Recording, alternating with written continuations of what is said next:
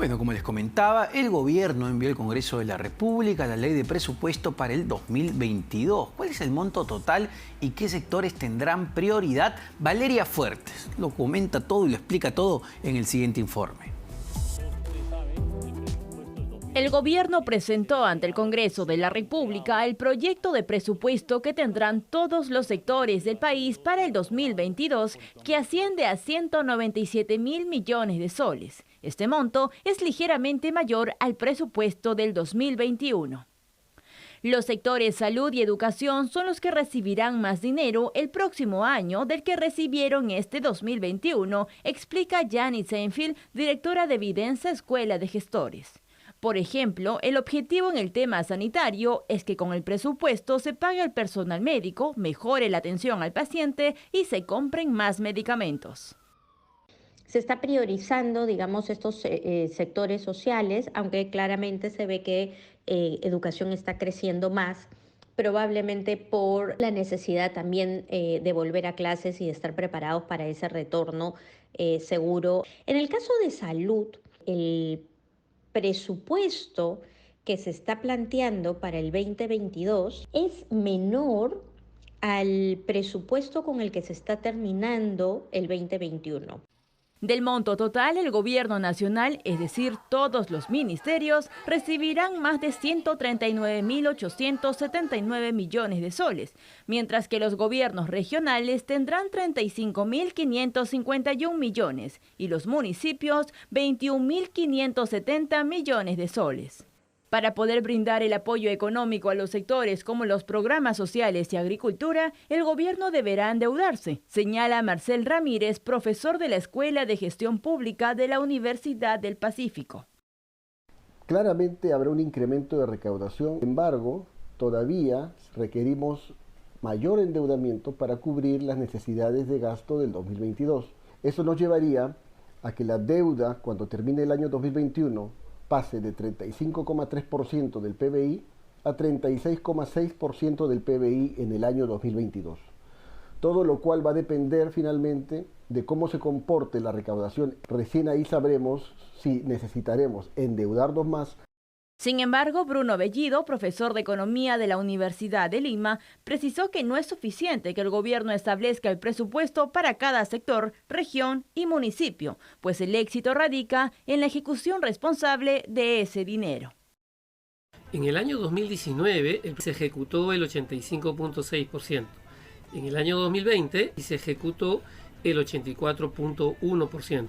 Para el año 2021, actualmente el presupuesto es de 183.029 millones de soles y a la fecha de agosto se viene ejecutando el 47,5%. Y lo comento debido a que es importante la eficiencia y la ejecución en el uso de los recursos presupuestados.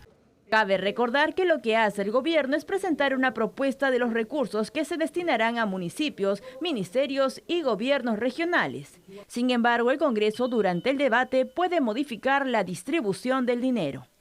El proyecto de presupuesto 2022 será debatido en la comisión del mismo nombre del Congreso de la República y para ello se invitará a los ministros a sustentar en qué se gastará el dinero. Finalmente, el Congreso tiene hasta fines de noviembre para aprobar el presupuesto para el 2022. Bueno, y sobre el presupuesto justamente vamos a conversar en este momento con el economista Marcel Ramírez, profesor además de la Escuela de Gestión Pública de la Universidad del Pacífico. Profesor Ramírez, ¿cómo está? Muy buenas tardes. Muy buenas tardes, Omar. Muchas gracias. Bueno, tal cual se ha presentado este proyecto de presupuesto para el 2022, digamos, ¿qué nos dice? ¿Se está, digamos, destinando más recursos? ¿Es un presupuesto mayor al del 2021, al menos en su etapa inicial, entendemos? Sí, como tú muy bien has dicho, Omar, respecto a su etapa inicial, el presupuesto es de 197.000 millones de soles, alrededor de 7,6% más grande que el presupuesto inicial del 2021, del año que estamos en este momento ejecutando. Sin embargo, ya en este momento el presupuesto se ha incrementado el del 2021. Entonces, digamos que en términos más concretos, en 2022 se plantea alrededor del 3% mayor a lo que viene siendo el presupuesto del 2021. Ahora, dado el tamaño y dado, digamos, las necesidades que todavía tenemos como país, ¿era importante tener un presupuesto más grande al del 2021 o ya para el 2022 lo que se necesitaba era, digamos, gastar menos, quizá ir cerrando el déficit fiscal, ir pagando nuestra deuda? ¿Cuál es el análisis que hace al respecto, profesor Ramírez? Sí, en realidad el año 2022 sigue siendo un año de recuperación económica. El año 2021, estamos próximos de que termine, hemos tenido una reanudación de actividades económicas, pero que todavía no nos permiten recuperar niveles de producción o de empleo adecuado del año 2019. Por lo tanto, no es extraño que tengamos un mayor gasto. El punto aquí es ver dos cosas: cómo se financia, cómo queda el equilibrio fiscal, es decir, el resultado, déficit, ¿no? ¿Qué nivel de déficit? Y cómo va a ser la ejecución del recurso. Algunos datos, por ejemplo.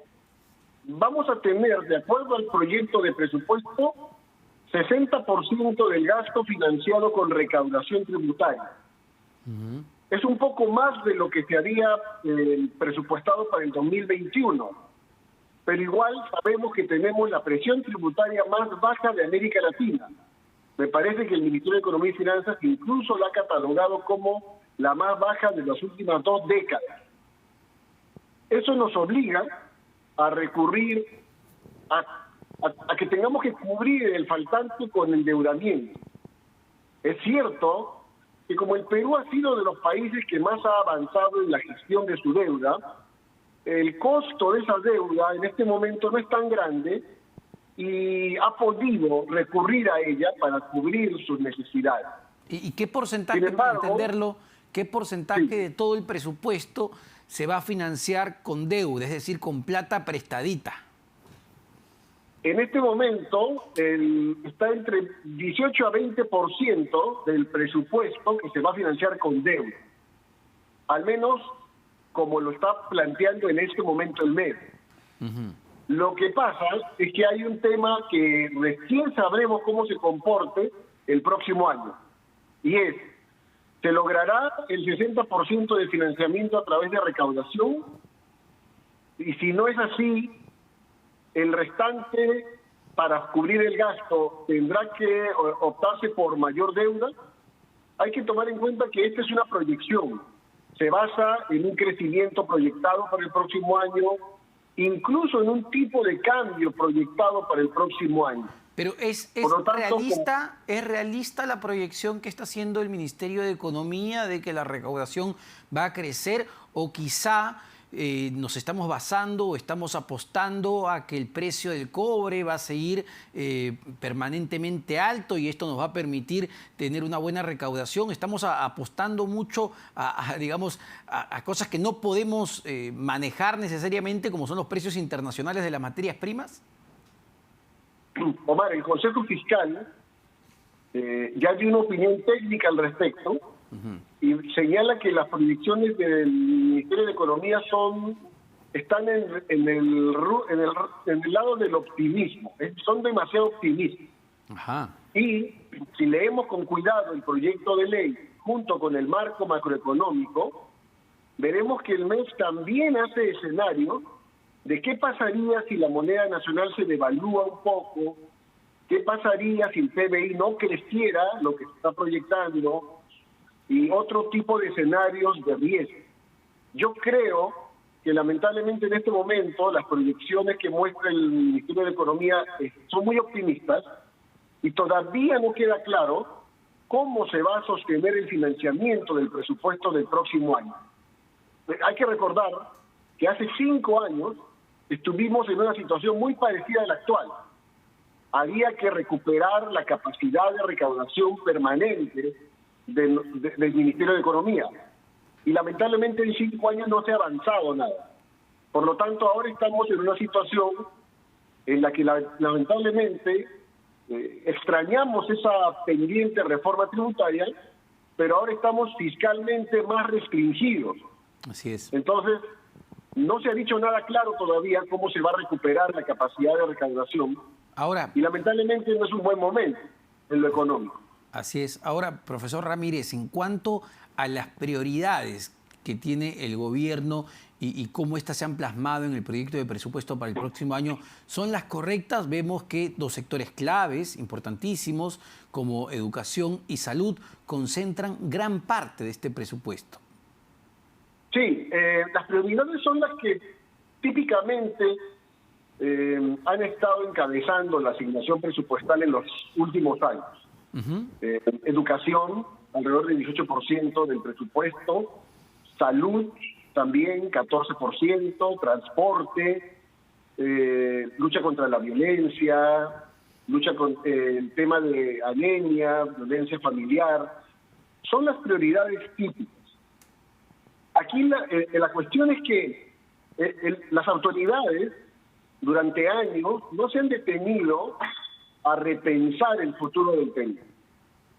Y por lo tanto, las prioridades siguen siendo las mismas y no sabemos todavía si hay retos o desafíos más contundentes después de la pandemia. Por lo tanto, es algo así como un presupuesto bastante inercial en el fondo, donde sabemos que hay que mejorar la educación, la salud, pero todavía no se va a observar, lamentablemente, algo que esté llevándonos en un rumbo estratégico más claro y distinto al anterior, antes de la pandemia. La pandemia implica recuperación, pero también oportunidades a futuro, que lamentablemente, como nuestras autoridades siguen teniendo una mirada muy miope del desarrollo, del crecimiento económico, seguimos observando solo aumentos marginales y nos falta, por ejemplo, el énfasis en la reforma del Estado. Eso no lo he visto en ninguna parte, ni mencionado en un discurso, ni tampoco reflejado en una asignación presupuestal que mejore la calidad del gasto de manera contundente.